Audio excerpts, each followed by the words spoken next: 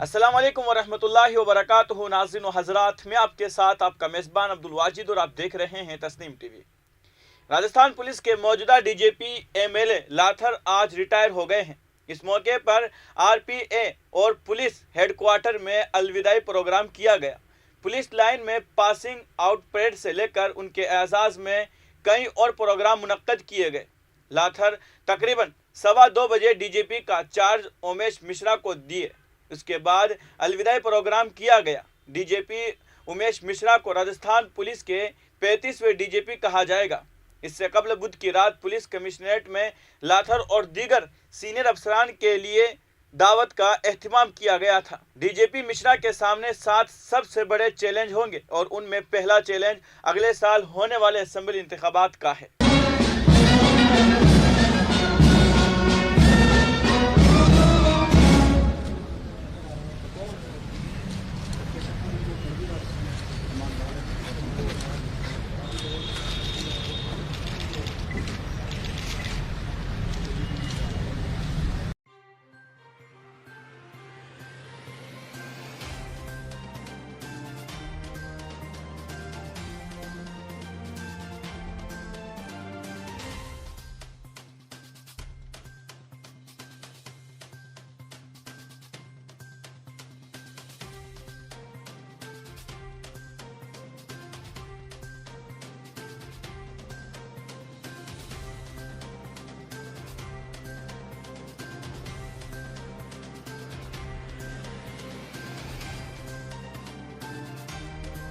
वो तमाम प्रक्रियाएँ यहाँ पर अपनाई जा रही है, चीज़ यहाँ पर अपनाई जा रही है जो कि पदभार सौंपने के लिए यहाँ पर होती है। तो फिलहाल आगे मत आगे आगे भाई साहब आगे एक ये सब साहब आप में गलत बात है। ओ भाई साहब सामने बताओ, सामने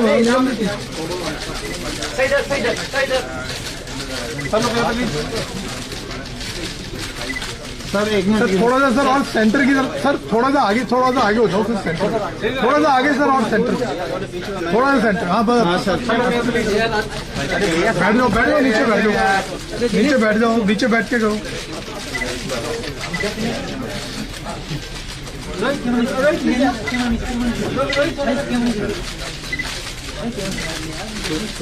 नीचे गर्दन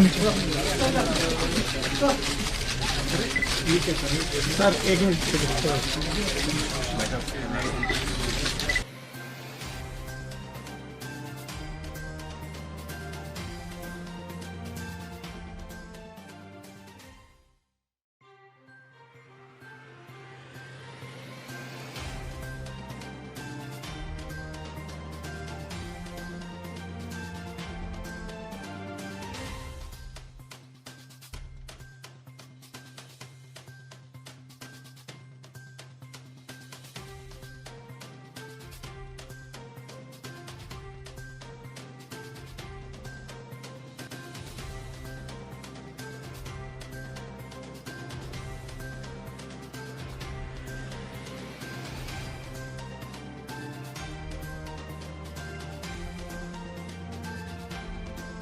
thank you sir, thank you sir.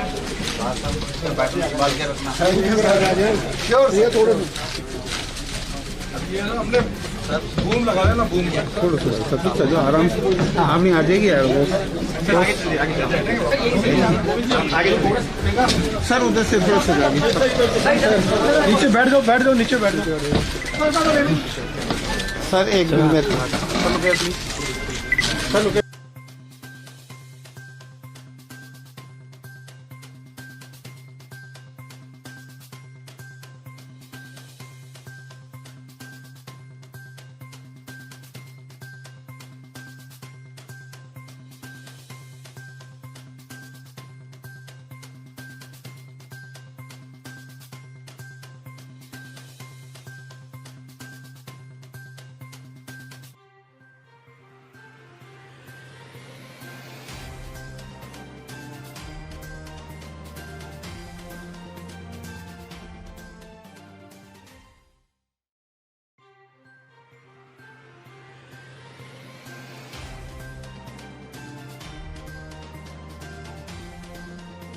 Sir, पदभार ग्रहण किया, बहुत बहुत शुभकामनाएं। किस तरह से आगे का कार्यकाल आप देखते हैं? आने वाला समय क्या नवाचार करने के प्रयास आपके पास? देखो, पुलिस में जो प्राथमिकताएं हमने तय किया है, CHQ ने तय किया है, हमारे पूर्ववर्ती DGP साहब ने तय किया है और वो प्राथमिकताएं राज्य सरकार की भी हैं, तो हमें उसी को आगे बढ़ाना है। गाइडिंग प्रिंसिपल्स वही रहेंगे और उसमें हम कैसे और बेटरमेंट कर पाएँ वो हमें करना है, वो हमें देखना है। तो जैसा कि आप लोग जानते हैं कि राज्य सरकार और PHQ दोनों बहुत ही संवेदनशील है। जो वीकर सेक्शन हैं उनके साथ जो घटनाएं होती हैं, उनके ऊपर जो अत्याचार होते हैं या अपराध जो उनके साथ होते हैं, वो हमारी प्राथमिकता रहेगी। जो संगठित अपराधी हैं उन पे नकेल कसा जाएगा, जो पेशेवर अपराधी हैं उन पे नकेल कसा जाएगा। और इसके साथ ही जो एक बहुत बड़ा चैलेंज आया है और आप लोग इससे भली भांति विज्ञ हैं, और वो है आर्थिक अपराध। आर्थिक अपराध के कई रूप हैं, उसमें एक साइबर फ्रॉड्स, आप लोग जानते हैं बहुत सारा केसेज इस तरह के आ रहे हैं और हमारे यहाँ भरतपुर में कामा एरिया इसके लिए कुख्यात है और भी बहुत जगह तरह तरह के इकोनॉमिक ऑफेंसेज हो रहे हैं, उन पे भी हमारी नज़र रहेगी और ऐसे अपराधियों को भी हम चिन्हित करके और उनका लीगल फ्रेमवर्क में टाइट करेंगे, उनको नकेल कसेंगे उनको। इसके अलावा मैं ये कहना चाहूँगा कि पुलिस स्टेशन की जो कार्य प्रणाली है वो कैसे पहले भी हमने कोशिश की है, लेकिन इसमें अनवरत कोशिश करने की आवश्यकता है कि जो पीड़ित जाए उसके साथ सद्भाव से व्यवहार किया जाए, उसकी बात सुनी जाए और उस पर प्रॉम्प्ट एक्शन लिया जाए। फरियादी को बहुत ज़्यादा चक्कर न लगाना पड़े और इन्वेस्टिगेशन फेयर हो, निष्पक्ष हो, ये हम सुनिश्चित करना चाहेंगे। और इसके लिए क्या क्या उपाय करने होंगे निटी ग्रिटी में, वो हम देखेंगे कैसे इसको किया जाए, इसको संभव कैसे बनाया जाए। क्योंकि मेरा मानना है कि जो पुलिस स्टेशन की कार्य प्रणाली है, अगर वो सुधर गई तो पूरे स्टेट का पुलिसिंग सुधर गया। क्योंकि जो बेसिक है, कोर पुलिसिंग है, वो पुलिस स्टेशन है। तो उसमें कैसे सुधार लाया जाए, कैसे पारदर्शिता उसमें रहे इन्वेस्टिगेशन में। कुछ पार्ट तो ऑपरेशनल रखना पड़ता है, लेकिन बहुत सारी चीज़ें अपन बता सकते हैं फरियादी को, भैया आपका ये हो गया, इस स्टेज पे है, चालान हम पेश कर देंगे या हम चालान नहीं पेश कर पा रहे हैं, FIR हम लगाएंगे। तो बहुत सारी चीज़ें हैं जो फरियादी को हम आराम से बता सकते हैं, वो बताया जाए, उसको एक विश्वास हो जाए कि हमारा इन्वेस्टिगेशन सही हुआ है, वो भी हमारी एक प्राथमिकता रहेगी। सर, महिलाओं पर अत्याचार जो ग्राफ लगातार बढ़ रहा है, इसको कम कैसे करेंगे? वो ऑलरेडी कम हो चुका है। जो हमारे पूर्ववर्ती DGP साहब हैं, उन्होंने बहुत ही इस पे अच्छी प्रभावी मॉनिटरिंग की व्यवस्था की और उसमें मैं आपको बताना चाहूँगा कि जो तफ्तीश का समय है वो काफ़ी कम हुआ है। एवरेज जो स्पैन है वो बहुत कम हुआ है। इसी तरह डिस्पोजल रेट हमारा बहुत अच्छा है। उसको तकनीकी कारणों से कई बार वो पीछे दिखता है, वो कारण तकनीकी है, हम उसको फीड नहीं कर पाते कंप्यूटर में। बट अच्छी प्रोग्रेस हुई है। विमेन एट्रॉसिटी के केसेज में पूर्व में बहुत ध्यान दिया गया है, लेकिन और भी ध्यान दिया जाएगा और उसमें बेहतरी लाई जाएगी। सर, आने वाले वक्त में इलेक्शन है और बेसिक चीज जो देखने को मिली है, अगर विगत दिनों देखा जाए, लॉ एंड ऑर्डर की समस्या सबसे ज्यादा देखने को मिली है, उसको किस तरह से इम्प्लीमेंट किया जाएगा? वो भी एक आपने सही फरमाया। कानून व्यवस्था के जो कई कारक हैं जो कानून व्यवस्था की स्थिति उत्पन्न करने में, उसमें एक बहुत बड़ा कारण है सांप्रदायिक सद्भाव का दूषित होना, परस्पर विश्वास की कमी होना और शरारती तत्वों की पहचान न हो पाना। तो इन सभी को अपन देखेंगे, इंटेलिजेंस को बीफ अप करेंगे, जो पुलिस स्टेशन में इंटेलिजेंस का सिस्टम है उसको भी और प्रभावी बनाया जाएगा और हमारी कोशिश रहेगी कि इस तरह की घटनाएं न हों और जो ऑलरेडी घटनाएं घटी हैं उनमें जो चिन्हित हैं, जो हमने नॉमिनेट किया है अक्यूज्ड, उनको अरेस्ट किया जाए।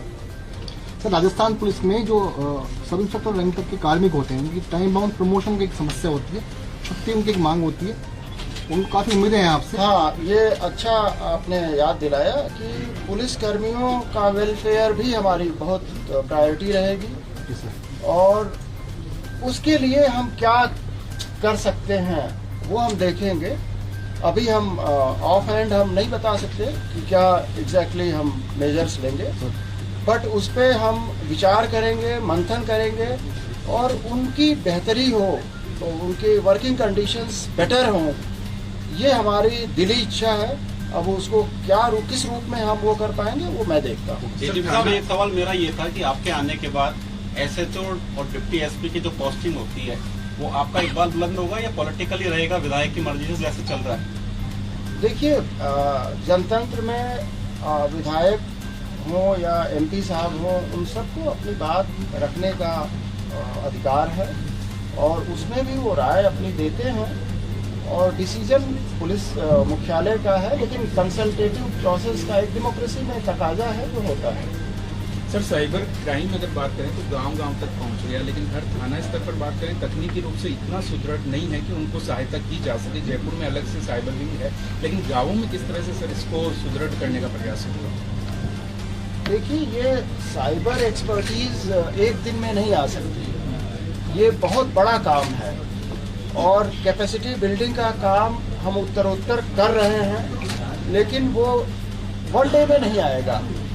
आप पिछले साल से देखेंगे तो पहले से बेहतर है, अगले साल आपको और बेहतरी मिलेगी। जो साइबर डोम का कॉन्सेप्ट है, हमारा एक केंद्र खुलने जा रहा है, उससे एक केंद्रीय स्तर पे हमारी फैसिलिटी डेवलप होगी, तो निश्चित रूप से आने वाले दिनों में हमारा फोकस रहेगा और उसमें सुधार आएगा और लोगों को रिलीफ पहुंचाने का जो जरिया है उसको और बेहतर किया जाए। अंतिम सवाल, बाहरी राज्यों के बदमाशों को राजस्थान एक शरण स्थली बन गया है और पुलिस भी यहाँ पे एनकाउंटर करने से हिचकिचाती है, कैसे ठीक करेंगे सर? पहली बात यह है कि पुलिस इनकाउंटर करने से कतराती है, ये सेंटेंस ही ऑब्जेक्शनेबल है। जी सर। पुलिस इनकाउंटर क्यों करेगी? पुलिस तो हमेशा आत्मरक्षा में गोली चलाती है। अगर ऐसी स्थिति आती है, इनकाउंटर करना पुलिस का काम नहीं है। तो यहाँ वाले अपराधी बाहर से हम लोग पकड़ के लाते हैं, बाहर वाले यहाँ आ जाते हैं।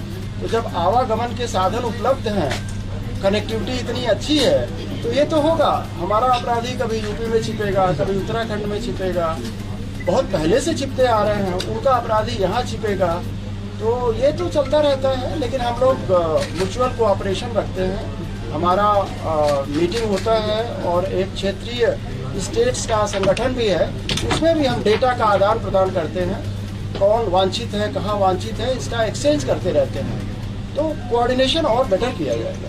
Thank you sir. फिलहाल की खबर में इतना ही। मुल्क और गैर मुल्क की तमाम बड़ी खबरें जानने के लिए देखते रहिए तस्नीम टीवी। आपके मेजबान अब्दुल वाजिद के साथ अल्लाह हाफिज।